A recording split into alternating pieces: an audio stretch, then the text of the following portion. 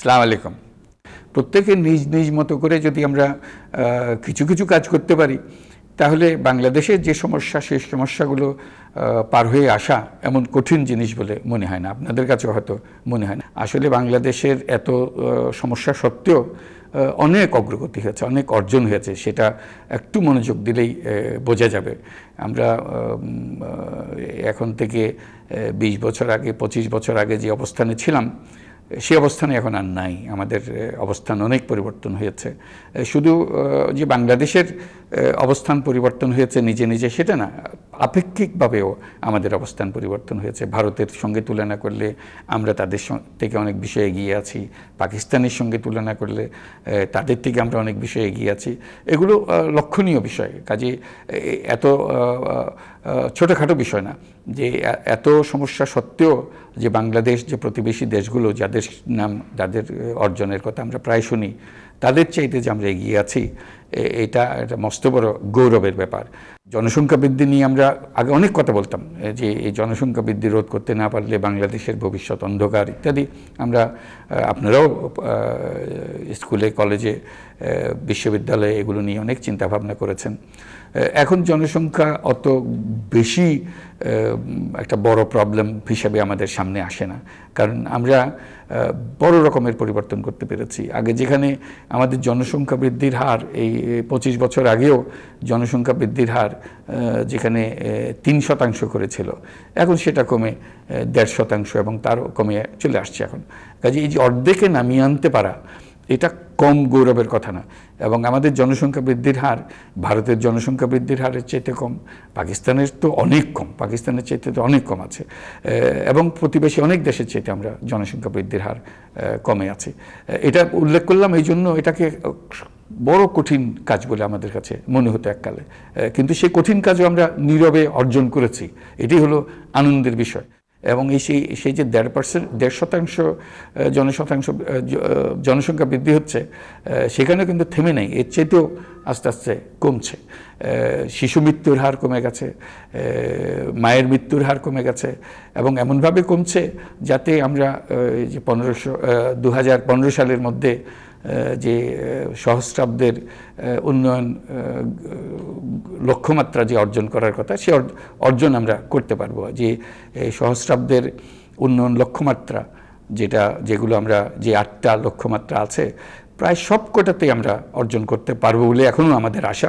কারণ আমরা এখনও ঠিক সেই জায়গাতে আছি। মাত্র দুটো লক্ষ্যে আমরা কিছুটা সামান্য পিছিয়ে আছি, বাকি 6টার মধ্যে তো আমরা বরাবরই আছি। কাজে এইটাও একটা মস্ত বড় আনন্দ যে পৃথিবীর কয়টা দেশ বলতে পারবে যে আমরা আজকে এই সহস্রাব্দের উন্নয়ন লক্ষ্যমাত্রার যে মেয়াদ ছিল 2000 সাল থেকে 2015 সালের মধ্যে যে মেয়াদ ছিল, তার মধ্যবিন্দুতে আমরা এখন আছি। এই মধ্যবিন্দুতে দাঁড়িয়ে বলতে পারা যে আমরা ঠিক জায়গাতে আছি, ঠিক অবস্থানে আছি, এ পর্যন্ত যতটুকু আমাদের অর্জন করলে এটা 2015 সালে অর্জন হয়ে যাবে, এটা আমরা দাবি করতে পারি। ঠিক সেই জায়গাতেই আমরা আছি।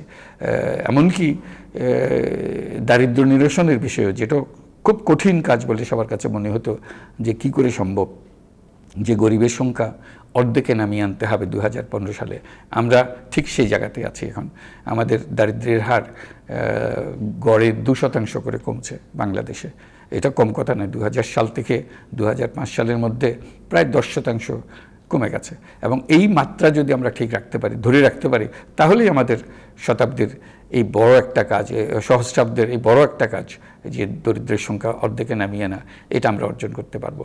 এবং অন্যান্যগুলো তো অর্জন করতে পারবোই। এই কঠিনতম যে লক্ষ্যটা ছিল, সেটাও আমরা অর্জন করতে পারবো। যে কয়টা দেশ সারা দুনিয়ার ভেতরে এই কাজে সাফল্য অর্জন করবে, বাংলাদেশ তাদের মধ্যে হবে। এবং সেই দলে কতটি দেশ হবে এখনও বলা যাচ্ছে না, কিন্তু সংখ্যা খুব বেশি হবে বলে মনে হচ্ছে না এখনও। আশা করি সামনের বছরগুলোতে তারাও এগিয়ে আসতে পারবে। কিন্তু আমাদের আনন্দ যে আমরা এটা করতে পারছি। তো কাজে এইগুলোকে যদি আমরা সামনে রাখি, তাহলে বাংলাদেশের ভবিষ্যৎ যে ভালো, তাতে বিন্দুমাত্র সন্দেহ নেই। এখন হলো যে আমরা সবাই একযোগে কীভাবে কাজ করতে পারবো। আমাদের যে বড় বড় সমস্যাগুলো আছে, তার মধ্যে তো একটা বড় সমস্যা, যেটা আমরা সবাই জানি, দুর্নীতির সমস্যা। এটাই আমাদেরকে মেরে ফেললো, এটি আমাদেরকে খেয়ে ফেললো। এই দুর্নীতির সমস্যার থেকে যদি আমরা মুক্তি পেতে পারি, তাহলে আমাদের অন্য বাধাগুলো আর বাধা হিসেবে থাকবে না। আমরা ভাগ্যবান জাতি বলবো। এই যে জরুরি অবস্থা ঘোষণা হয়েছে, এই জরুরি অবস্থার একটা বড় কাজ হলো যে এই দুর্নীতি মুছে ফেলা। এই রাজনীতি থেকে দুর্নীতি মুছে ফেলতে পারলে আমরা বড় এক ধাপ আমরা এগিয়ে যেতে পারবো, যে কারণে সংস্কারের কথাটা হচ্ছে। আমরা সবাই চেষ্টা করি এই সংস্কার যেন সার্থক হয়, দুর্নীতি থেকে যেন আমরা মুক্ত হতে পারি, দুর্নীতিযুক্ত যারা রাজনীতিবিদ আছেন তাদের থেকে যেন আমরা মুক্ত হয়ে যেতে পারি, যাতে রাজনীতি স্বচ্ছ হয়, রাজনীতি সুন্দর হয়, যাতে করে ভবিষ্যৎ যে বাংলাদেশ হবে এই জরুরি অবস্থার শেষে যে বাংলাদেশের যাত্রা শুরু হবে, কোনোদিন যেন আমরা আর এই দুর্নীতির দিকে ফিরে না আসি এবং দুর্নীতি যেন আমাদেরকে ছুঁয়ে দেখতে না পারে আর কোনোদিন। তাহলেই আমরা অতি দ্রুত বাংলাদেশের পরিবর্তন দেখতে পাবো এই আশা করছি। We are on the right track, we are moving ahead, moving very fast, and we hope there'll be a dramatic change in Bangladesh in the next 15 years, next 10 years. By 2015 at least, we'll have lots of good things to share with each other, and we'll feel proud as a nation that we are Bangladeshis and we have achieved something, and everybody will look at us, hey, look, Bangladesh is moving ahead, and moving ahead not among many but in a very distinguished way, almost overtaking many of the nations around us. That will be a tremendous success for Bangladesh. And we are very lucky that the way Bangladesh is located in a geographical way, it's a very strategic position. Bangladesh is located right in the middle of crossroads. So we are on the pathway of many nations. So that if you can exploit that geographical position that we enjoy, right, we can make a big difference in our lives very quickly. This one way we can use this location of Bangladesh, geographical strategic location of Bangladesh, would be to offer this facility of our strategic location. We can do that by providing shipping services to all the nations around us. We are so well placed to do that, world-class shipping services to all the nations who are around us, particularly landlocked countries like Nepal, landlocked country like Bhutan.